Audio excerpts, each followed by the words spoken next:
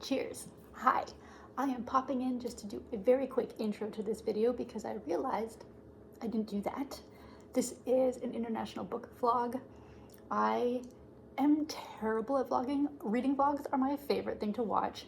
I don't know how to film them. I mean, let's be honest, I don't know how to do a lot of things when it comes to content creation. This is just very clearly a fun little project thing that I do when I have time. But I really enjoy vlogs and I've always wanted to kind of get better at them. Listen, I got a video up. We're gonna call that a win. But this is just me reading through the first few books of the International Booker. I hope you enjoy. I will be curious to see how the rest of this list goes. But for now, here are the first few books. And I hope you have a lovely day. Bye.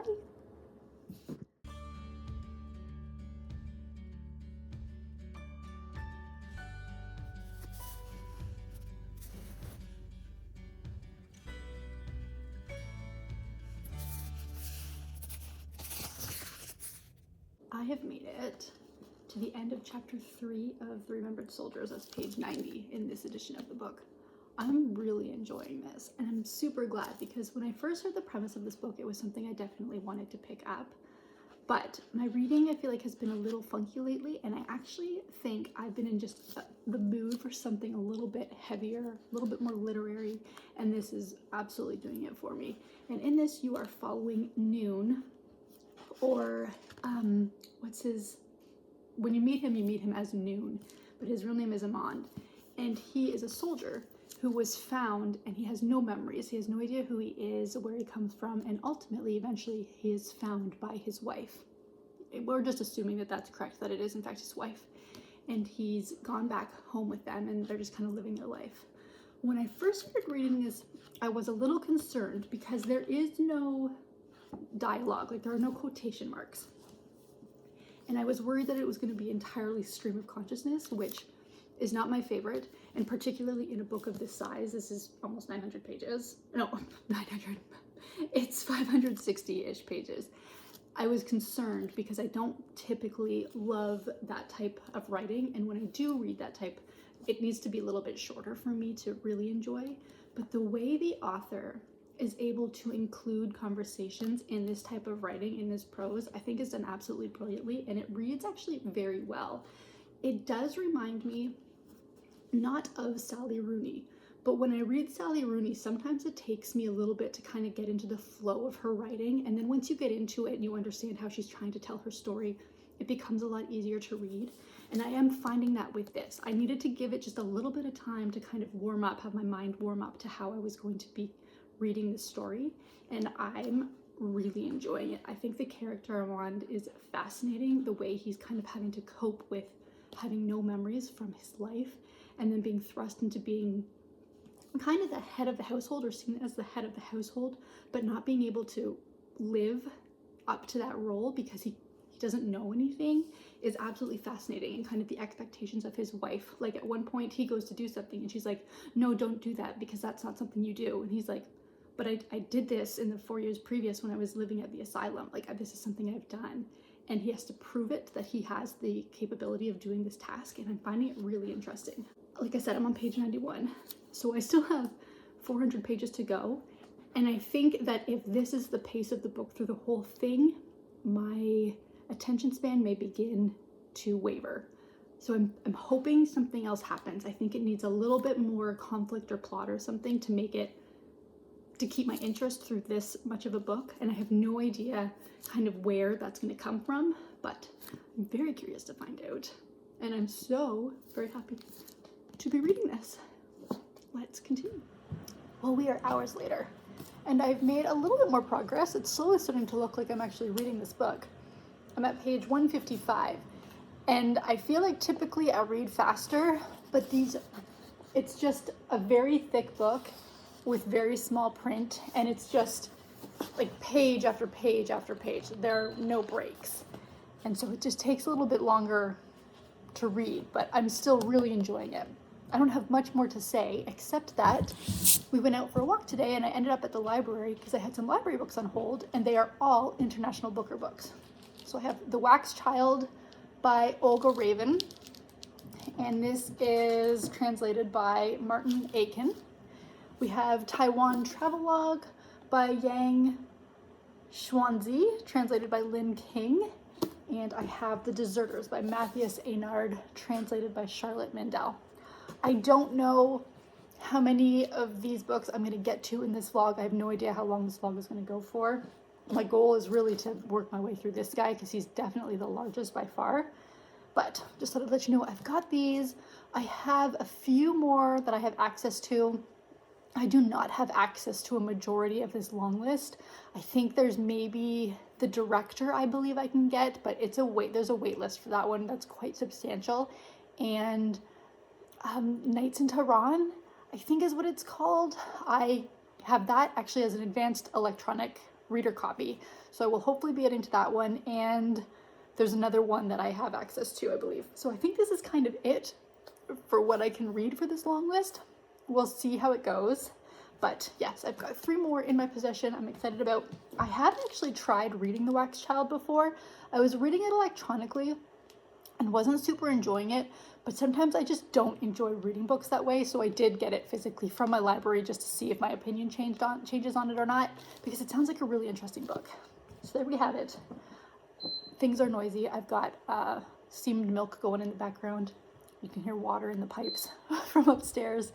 But my husband and I are about to sit down with some drinks for tonight and chill. I don't think I'm going to be doing much more reading tonight, and I don't know how much reading I'm going to do tomorrow because I believe we are going to go for a longer hike tomorrow. I'm really excited. It's actually been sunny here in Washington after months of just overcast and rain. We're going to try to get outside. I will come back when I have more to say about this book. Well, I did it. I finished The Remembered Soldier. The ambition behind this book, I don't think I can understate. It is crazy how much writing is in this book and how much storytelling is in this book. I thoroughly enjoyed myself. I thought I would. It seemed like a book I was going to enjoy, particularly as I got into it. And everything I have said before stands. It did take me a little bit to get into the prose and the narrative style of this, just because of the way it flows kind of from reality to imagination or imaginary. I think it's done very, very well, but it did take a little bit for me to get into it. But I think this is brilliant. I'm really looking forward to hearing what other people have to say about this book, because there is a lot going on, particularly with memory and how that can really alter your perception of reality. And as a reader, not knowing for a large chunk of this book kind of what actually is real and what these characters are not remembering properly. And I found that to be fascinating. At about 150 pages left, the book takes a turn that I think it needed, because it really helped kind of solidify what's actually happening. And I really enjoyed this. I am so looking forward to hearing what other people have to say. I want to know if other people enjoy it as much as I have. I do think it's a little long, personally, but it's not enough for me to really criticize it. However, this is a character slow book, and those are not typically books that I am drawn to, but the writing of it was just done so well, which means the translation was done really well. I had a great time, and will be curious to see how the rest of this long list goes, because up next I have The Deserters, and this also appears to be a war book, but it does mention September 11th. I'm not totally sure. So there's stickers from the library that's covering up part of the synopsis, so I'm not totally sure what who it's following or what it's following, but I am looking forward to finding out. It's at least shorter, and it's got pretty small font again, but there are page breaks. So I'm hoping this one will read a little bit more quickly than this. But so far, the International Booker, guys, one book in, is going well, and I'm very thrilled. I've got today off. I've got a coffee. I'm going to finish watching a hockey game, and then I'm going to sit down and hopefully enjoy The Deserters by Matthias Einard, translated by Charlotte Mandel. Does it say what language it's translated from? No. I don't know what language it's translated from. I imagine I will find out What does it say about the author? I wish it told me. I'm sure that a lot of people are yelling at me, like, Hope, it's pretty obvious. Matthias Einard, you would potentially know where that is from, but I have no idea. So we're gonna leave it at that. And I am going to finish my coffee, watch my game, read my book.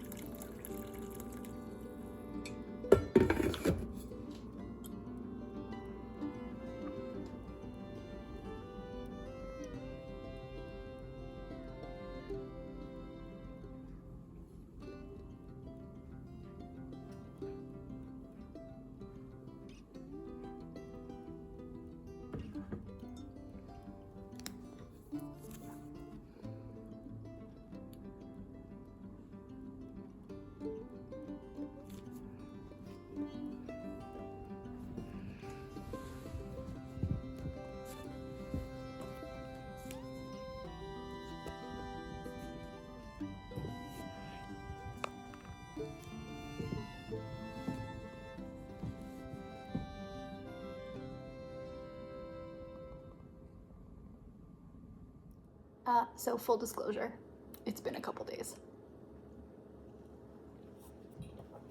I have finished The Deserters by Matthias Einard, and I have also finished The Wax Child by Olga Rabin. Both of these books suffered from the same sort of thing for me in my reading process, and that there were parts of both of these books that I really, really enjoyed, and then other aspects of this book where I had no idea what was going on. It was quite an interesting reading experience for both of these. Fortunately, they are both tiny. They were easy reads. So I don't regret reading them, but also I definitely think I'm missing messages out of both of these books. So in this book, you are following kind of, I think, two different timelines. There is one timeline where you're following a man and a woman, and they're at a cabin in the middle of nowhere, and they've both, the man specifically, I believe, has deserted the war and is trying to figure out his way out of this country. And he comes across a woman and a whole bunch of stuff happens. And in the other timeline, you're following like a conference for this famous mathematician.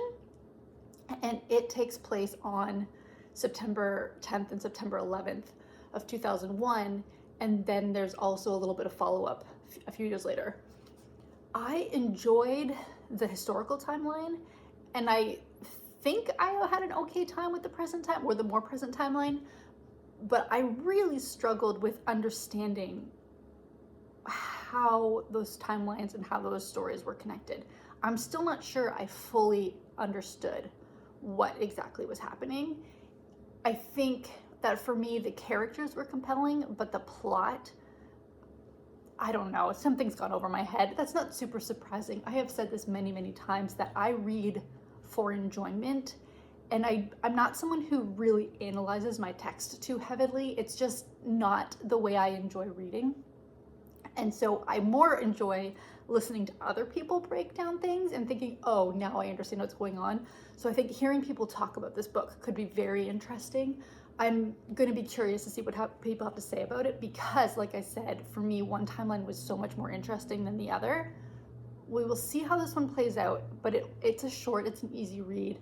I think if you like a book that's going to make you think a little bit, you could definitely enjoy this. I'm very mixed emotions on this one, as I am very mixed emotions on The Wax Child. Sorry, this one's really glossy, so I'll try to make sure it doesn't shine or go shimmery in the camera. I have DNF'd this book previously, and I almost DNF'd this book again. but I decided to push through a little bit because, like I said, it's really short and like it's an easy, the font is big enough, there's page breaks and stuff. And so I thought, okay, I'm gonna push through a little bit further on this and see what happens. And it actually, there are parts of this book that were really fascinating and interesting because you're following these witch trials from the 1600s. And they are following, I believe, real people. So these people did in fact exist, and the author kind of talks about research that went into this book. And that was really interesting, but the whole story is basically told from the point of view of this wax child, and you meet this wax child in the first few pages of this book. And that, to me, there were parts of this book where the perspective shifted a little bit. Not the perspective, but the way the story was being told shifted, and I was not quite understanding what was supposed to be getting across to me as the reader. I think the part of the story that deals with the actual women and the actual witch trials was fascinating and terrible, but done really in a really interesting way. But everything else, I wasn't totally sure what to expect. What I do find interesting is this book, at least where I am right now, is actually being shelved as horror, and I found that to be kind of an interesting thing. I don't know where else you would put it except maybe fiction, but horror was a really, I don't know that I completely agree with the assessment of that as this book, but I can see there are some horrifying elements in it, but I just thought that was kind of an interesting factoid. So you're following this wax child who is created by one of these women who is ultimately accused of being a witch. And there are other women who are accused of being a witch with her, and then kind of the villagers that speak out against these women, including a priest or pastor. And I feel like, to me, it very much follows that standard premise of women who, just because they're a little bit different or they do things a little differently, were accused of witchcraft, and it scares people. And that's what happens here. And so I thought that was really well done. I just wish it had been told, and this is just me and my reading taste, obviously, reading is very subjective. I wish it had been told in a slightly more traditional way, because I think it could have been so much more compelling for me. Because like I said, I'd go through moments in this book where I was super into it, and then other points where I thought, I don't know if I can read this because I'm so confused about what it is that you're talking about here. So for me, there were definitely some highs and lows in both of these books.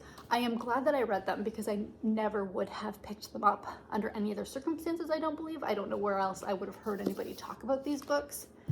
So I'm glad I read them, but they're definitely ones that I'm going to be looking for more intelligent people and more kind of academic readers or more analytical readers to talk a little bit further about these books, and kind of maybe some messaging that has gone over my head, and I'm totally fine with that. But that is the first 3 books of the International Booker. I think I'm going to end this vlog here because it seems to be a good stopping point. I have got a couple of more that I hope to get to. I've got, is it Taiwan Travelogue and A Night in Tehran, I believe, are books that I can start reading pretty quickly. I've got both of them in my possession. And The Director is going to take a little while to get to me, but I'm hoping to get to it. So hopefully there will be a second part of the International Booker vlog. I'm not sure timeline how it's going to happen because there is, the Women's Prize was just announced. I've been reading the Canada Reads books. And obviously I read for fun, like I'm a mood reader. So if I'm not in the mood, it's not going to go well. But I am really, really glad to at least hit these first few books off of that list. And I hope that I'll see another International Booker vlog. Please tell me if you're reading the list, what you're thinking. What do you think of the books that I have read in this book? Like, I really, really enjoyed The Remembered Soldier, but these ones, while I enjoyed, weren't as high up there for me. And let me know what you're thinking about the list so far. I would love to know. I hope you all have fantastic days, and I will see you in the next video. Bye.